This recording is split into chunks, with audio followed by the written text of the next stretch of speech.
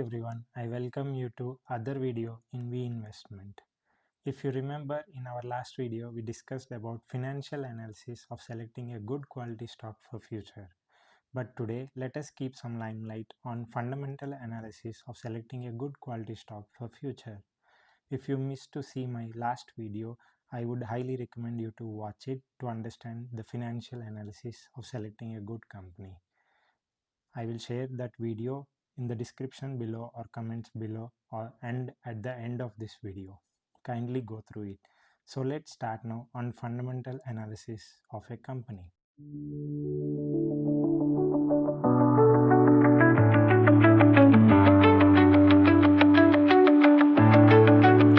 So while analyzing any company, fundamentally I look into the below points required. Firstly, I'll try to understand the products and services offered by this company in the market. Secondly, I try to look at the management of the company because likewise the king, likewise the society and people. So the management should be very strong, then only we can trust in a company to invest. And at the same time, I also look into the company's subsidiaries and its business segments. I also look into vision, mission and values of a company. I look into the ratings of a company and also the SWOT analysis, means the strengths, weakness, opportunities and threats of a company. I also try to find out number of branches the company have and number of employees working in the company. I look into the future prospects of the company and also going through the quarterly con calls and yearly financial statements to understand what's the management motto or goals for future. Finally, I also go through the mutual fund houses review in the Trendline website. So these are all the factors I look into the fundamentals while choosing any company. To explain these topics, I will take the help of Screener and Trendline websites to analyze a stock. So let's start from where we stopped in the last video. If you remember, we discussed about Spandana Spurti with Screener tool as an example. So here, if we go to the Screener tool, we can see Spandana Spurti company details. We concluded stating that financials looks good, even the PE ratio also looks good below the industry PE. However, the profits have fallen down nearly 50% when compared to last year. So let's see the fundamentals of this company. I can open the company's website from here. So this is the homepage of a company. Let me dive into the overview of this company.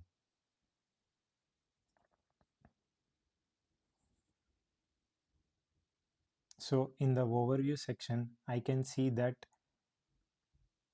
Spandana Spurti wants to stand for women empowerment and women entrepreneurship. So their microloans are designed specifically for the women borrowers in the rural areas. So Spandana Spurti ambition is to be the wind beneath the aspirational flight of our customers. Let's see the products and services offered by Spandana Spurti. So as part of microfinance, they have two segments, Chetana and Unnati. They also give loan section against properties. Let's look into the management of this company.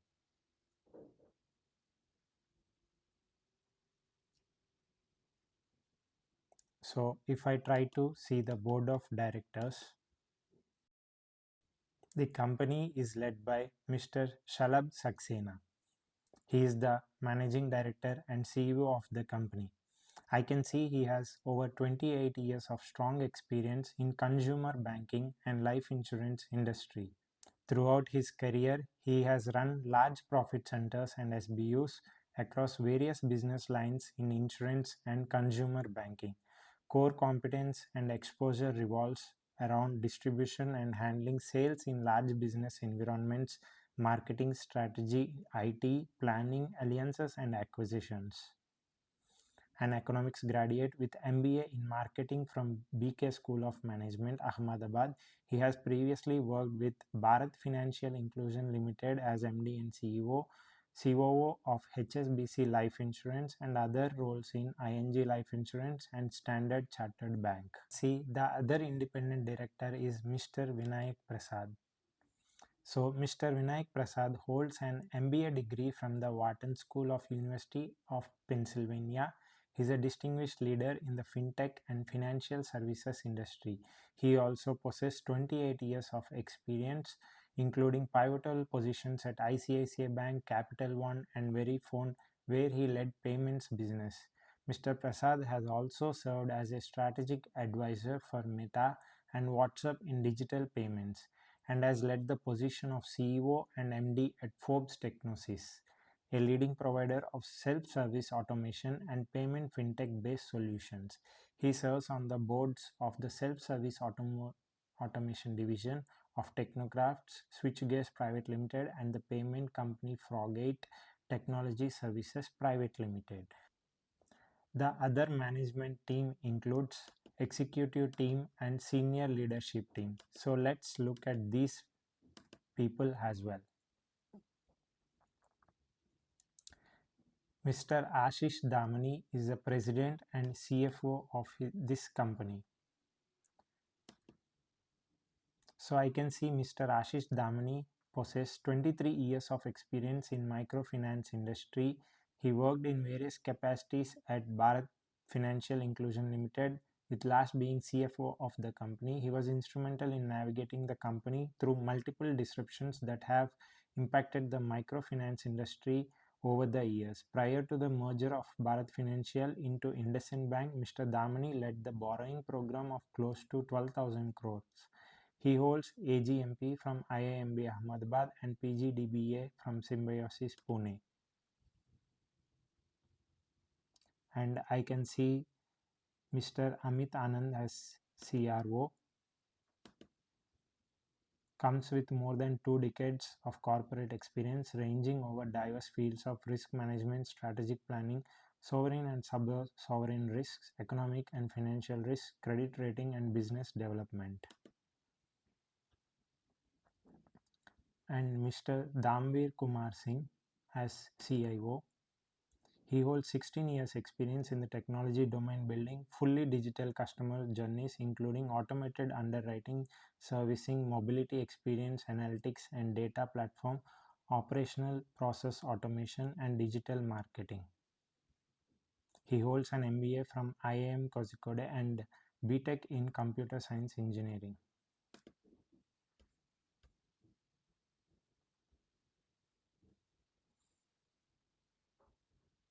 We can see Mr. Sunan Sahu as a CIO, CIA. He has 24 years of experience in areas of audit, enterprise risk management, and compliance. For me, management wise, this company looks like having a good management people with sound experience from consumer banking segments in the past. So let's look into mission and vision of this company. So Spandana's mission is deliver quality financial services for enhancing the income level of communities in Bharat. And vision is to be the preferred choice for customers and employees in fulfilling their aspirations to positively impact the livelihoods for more than 60 lakh households by 2028 with an AUM of 28,000 crores. To be standard of excellence in financial services industry, delivering equitable value of all stakeholders. And core values are I care, where I is integrity, collaboration, agility, receptiveness, and empathy.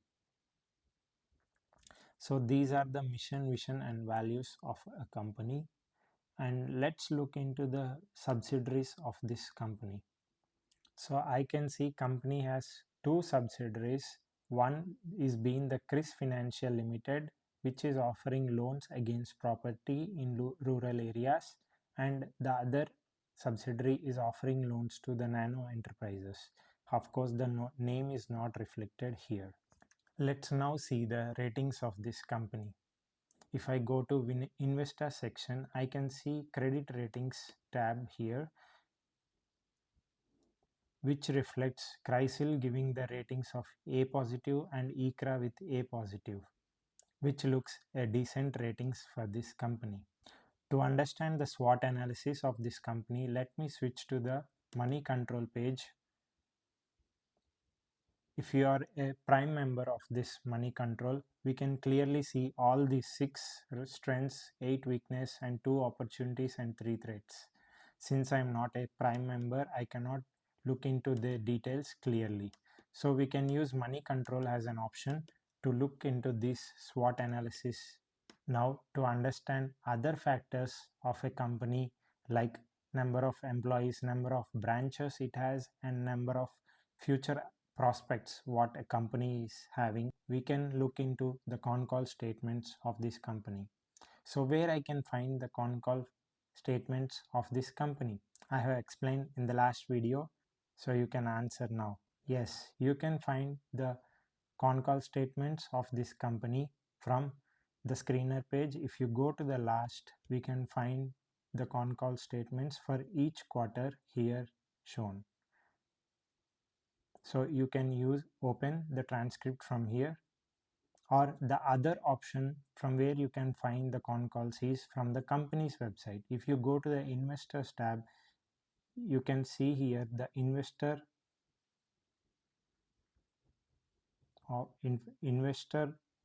information option.